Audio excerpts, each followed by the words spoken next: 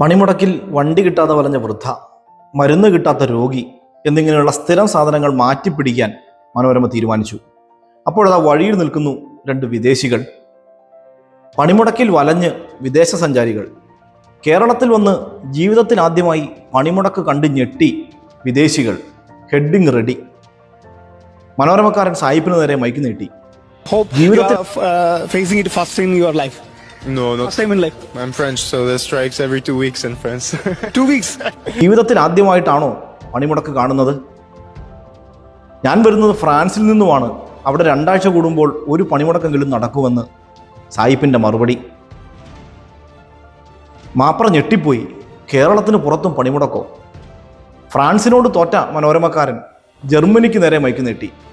നിങ്ങളുടെ നാട്ടിലെ പണിമുടക്കിൽ ഇതുപോലെ ബസ്സും ടാക്സിയും ഒക്കെ പണിമുടക്കാറുണ്ടോ?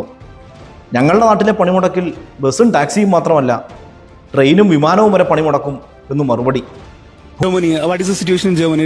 Is there any strikes there in? Yeah, we have like train strikes and plane strikes, like all of that, but normally it's ഭൂമി പിളർന്ന് പാതാളത്തിലേക്ക് താന്നു പോയാൽ മതി എന്നായിപ്പോയി മനോരമക്കാരന്.